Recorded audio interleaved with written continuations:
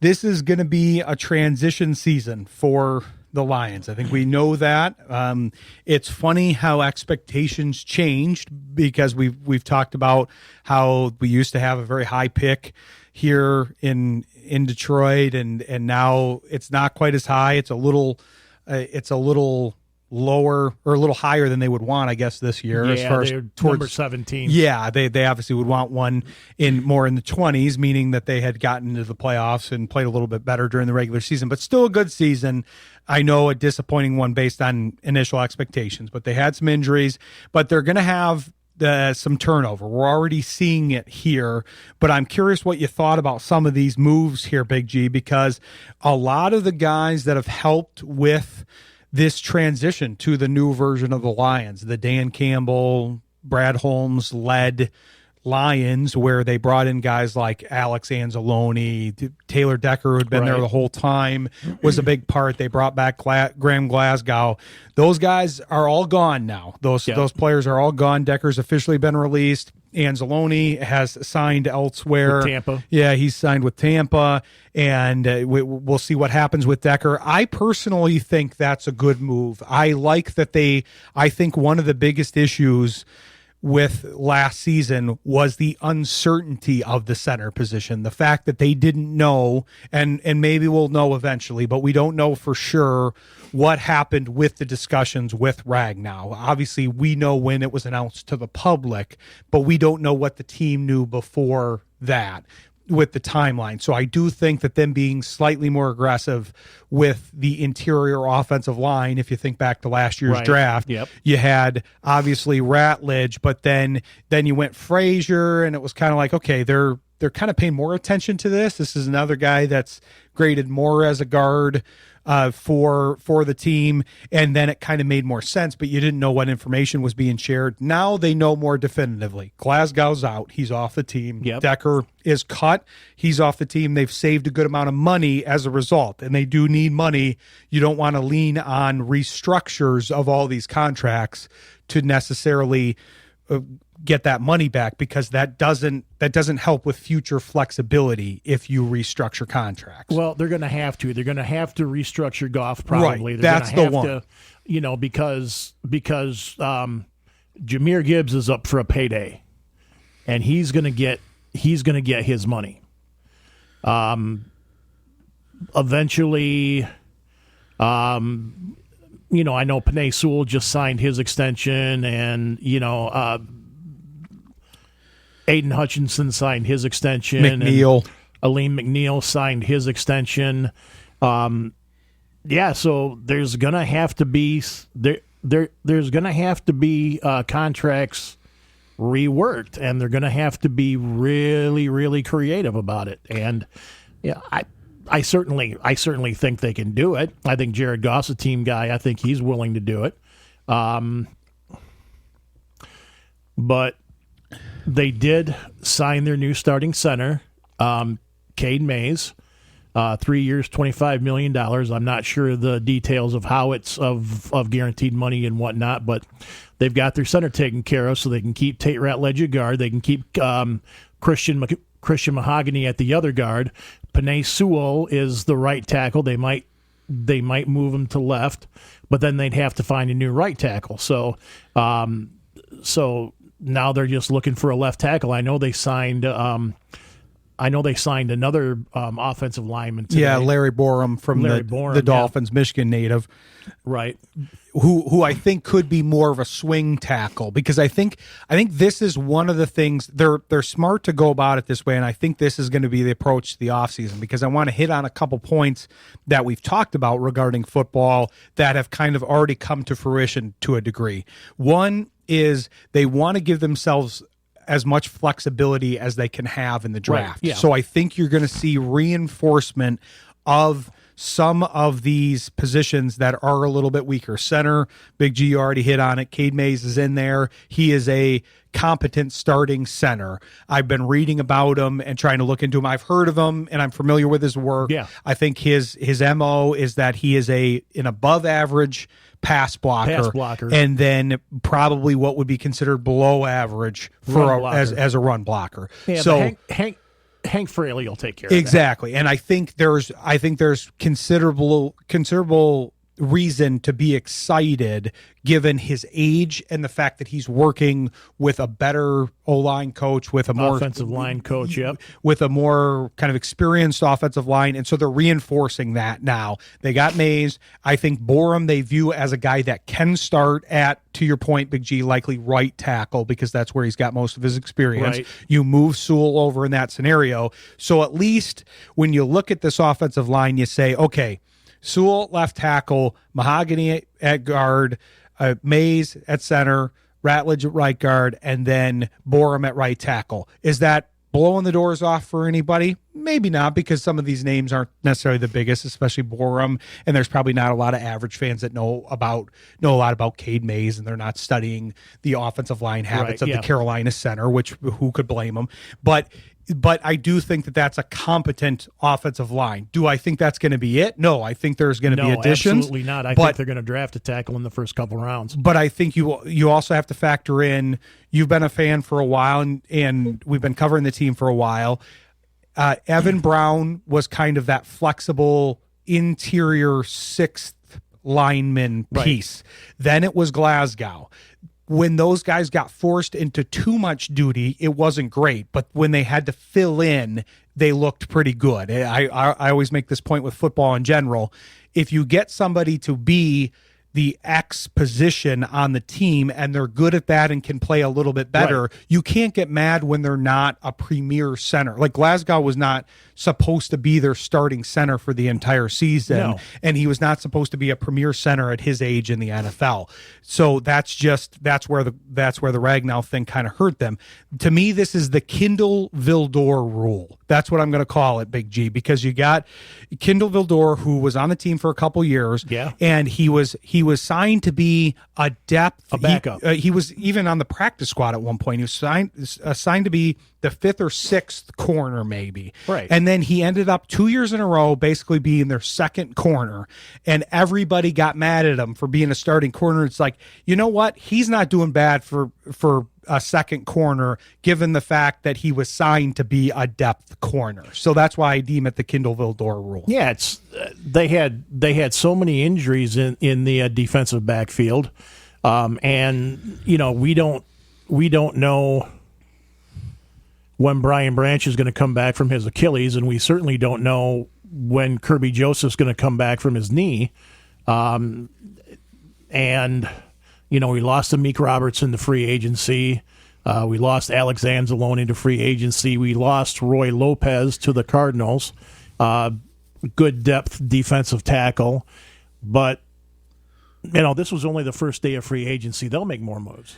And one of the points I wanted to make about that Evan Brown Glasgow thing is I think Drew Scruggs is going to be more valuable than people think initially. Right. He came out highly touted at Penn State. He's got a good pedigree. He was on a bad offensive line. That Texans offensive line is bad. Horrible. I feel bad for David Montgomery. I do too. I don't think that's going. He's going to get more carries, but there's a reason that those guys keep getting injured on that team. There's a reason that Joe Mixon and some of the other guys in that backfield keep getting injured. It's because they're taking a lot of hits, and now they lost a couple guys that did occupy starting positions, including Drew Scruggs. So this is the point that I was trying to make earlier. As a sixth lineman, I think Scruggs is a plus on this team. As an interior backup that can play both guards and the center, I think that's a very good backup. Plus, you got Frazier that's in the mix. Yep.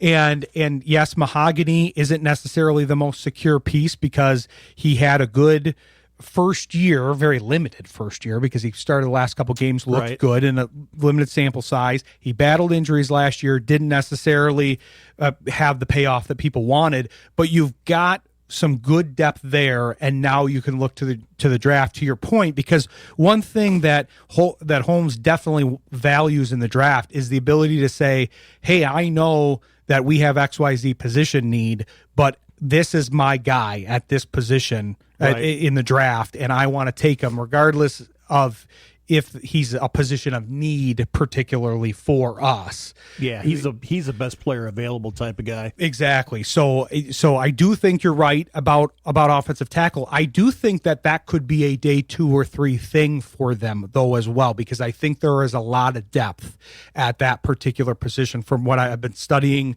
the draft a lot more this year, and we're going to have more people on to cover the draft, a lot of national draft pundits, so we can get kind of a little bit of objectivity towards the Lions. Then we're going to have some of the ones on the Lions beat that are used to covering the draft: Eric Schlitt, Jeff Risden, experienced Lions beat folks that know the draft cycle well. I do think that they could go with a tackle later, but there are going to be guys like Blake Miller screams Lions draft pick out of Clemson, but he's likely going to be a first-round pick, so you're going to probably have to take him there. Then there's other guys that have been rumored, like Freeling and Lomu, both of the Utah guys. You don't know where those guys are necessarily going to slot, and there's going to be some changing, but we're through the combine. But yeah, wanted to cover kind of some of those pieces. We'll probably come back and talk some more Lions here after the break, so stick with us. You're listening to Sports Intel on Jethro FM. Big G and I in studio here talking about the Lions. The other thing I wanted to mention that I've been talking about a lot, especially on the Shane Graham show, the football only show on Thursdays, is you brought it up earlier, and I want to go back to that. The extensions are a big part of this journey here for the Lions, and you had. So Max Crosby was a guy that was rumored to the Lions. A lot of Lions fans were kind of fantasy booking the situation to have Crosby go to the Lions. That's now officially not possible. He went to the Ravens. But what I've been trying to coach the Lions fans on is playing out in real time with the Ravens, because he goes to the Ravens. They give up a couple first-round picks. Those could potentially be valuable, but that's the going price for somebody like Crosby. I wouldn't be opposed to that as somebody that covers the Lions. But you then lose Tyler Linderbaum in free agency. So you lose the ability to re-sign one of your more important players. We'll see how that plays out with the line this year. But obviously the Ravens are built around being able to run the football, not only with Henry and with Jackson. And I'm not trying to cover the Ravens, because we'll leave that to other markets. But that's what I was trying to warn people about with the Lions. If you're signing Crosby, if you're trading for Crosby, you're not only trading whatever assets you get rid of at that time, you're also trading the ability to re-sign at least one of the pending free agents that we're talking about that would need to be re-signed, not necessarily this year, but in the coming years. Laporta, Branch, Gibbs, and Campbell. Yep. So you're losing at least one of those guys, and those have all been pivotal guys for the Lions. And so we're seeing that play out with Baltimore. So I'm glad they didn't go that route. But what I wanted to propose to you here, Big G, is that they're probably, I would assume the next move is something on the defensive end side, so that they can give themselves the same flexibility in the draft that they're doing with the offensive line, where they at least get a serviceable edge person, whether it's Al-Qadim Muhammad and trying to re-sign him, although I'm really not sure of his market. I think he could price himself out of the Detroit market, because that's what's happening with a lot of these guys. Anzalone, I think they were interested in getting him back, but not at his price level. Robertson, same deal. Right. Decker, same deal. They probably would have restructured him if he would have been open to it. And I think Muhammad could end up in that same category. Well, it's interesting with Muhammad. You know, he had the most sacks on the team. He had even more than Hutch, I think. I could be wrong on that, and probably am. Wouldn't be the first time. Certainly won't be the last. But I know he and Hutch were the only two that had double-digit sack totals. So, but I think he likes it in Detroit. I think he likes playing across from Aiden Hutchinson. I think he likes Dan Campbell. I think he likes playing with DJ Reader, who is probably going to be another casualty. He might either sign somewhere else or they cut him just for cap. But yeah, he's an interesting one. Yeah, so Muhammad was second on the team in sacks, sacks. but as far as kind of per snap, he was very high with the Lions, because Right. there's a lot of nuance to this Muhammad thing. I understand why people want to re-sign him, but I also understand wanting to move on from him too, because one thing about him is I don't think people are aware of his age. He just came onto the scene and he hadn't played a whole lot before he came on like gangbusters with the Lions in that injury-riddled season 2 years ago. And then it was like, oh, okay, so this has got to be like a young guy that we plucked off of another practice squad. No, he's in his 30s now. So he's aged himself to the point where he probably doesn't have a ton of potential, and you do have to consider the Aiden Hutchinson factor in all of this, and the fact that you're playing opposite him, you're playing with what should be a strong interior. That's another part that's got to get reworked. To your point, Big G, they lost Lopez, who was quietly a good factor this year. Hopefully Tyleek Williams makes a jump. McNeil's coming back healthy. Do they re-sign Reeder? He's getting up there as well, and he would play a rotational role, but they're going to have to pay attention to that. They do have both Levi Owunzarike and Josh Pascal back in the mix. I don't know if they're going to retain Pascal, but they have rights to them, which a lot of people didn't know. But you've got Muhammad. I think they're going to re-sign. They're going to sign or re-sign somebody. Either re-sign Muhammad. I think they've got a number in mind that they would re-sign him at, and then it's up to him if the ball's in his court. Right, yeah. And then there's some other guys out there in the market. To me, the guy that makes the most sense, I think you're going to draft at this position. I don't know where, but I think they're going to end up with an edge.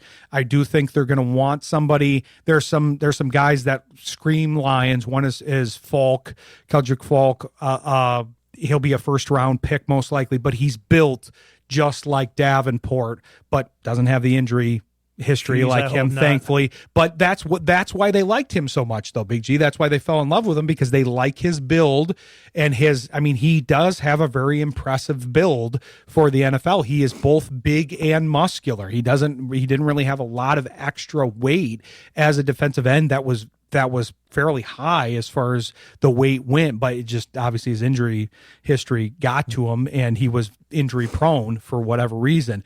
But there are some options in the draft there, but I think they're going to want the ability to draft that later or draft that whenever they want. I think there's a very obvious conclusion here. I think it's let Muhammad walk, and Cameron Jordan, who has worked with Dan Campbell before in New Orleans, welcome to Detroit on kind of his victory tour. I think the Saints are edging towards not being able to re-sign him, going younger at the position because they're in a full rebuild. Pay him for his last year or two in the NFL, and he is still a very productive defensive end that would help from a leadership standpoint. That's an interesting point. I never really thought of that. Not sure how old he is. I know he's been in the league for quite a little bit. I believe he's 37. I'm going to confirm that. Okay. Though. Yeah. 36. He's going to be 37 by the start of the season. Okay. So yeah, he is getting up there, but I do think that he would be kind of like the Anzalone at the edge position, if that comparison makes sense. He's not as old as Anzalone, but a holdover from the Saints that Campbell has been interested in. He just hasn't been able to pry him away from New Orleans. And I just think he could be a guy that would hold that position down and even teach Hutch some things. I know Hutchinson doesn't have vast room for improvement because he's already one of the better players, but I think he would admit that he has things to learn and could learn from some of the more experienced guys, and I think Jordan is one of those guys that he could learn from. So I think that's an interesting one that could be a target in what's become already a pretty busy offseason, because they did lose. I mean, they even lost Kyle Allen. They lost Kyle Allen. He went to Buffalo. So now they're going to need a backup quarterback. The list is growing a little bit on the first day. They have re-signed some guys, but they have signed some guys and re-signed, but the list is growing. They paid attention to the offensive line first, which I think is a good strategy. We know that was where most of the needs are, but I think they're going to have to work their way through a lot of the other positions. But that to me would be next. Defensive end is the next logical thing, and I think Jordan makes a ton of sense if you can get him.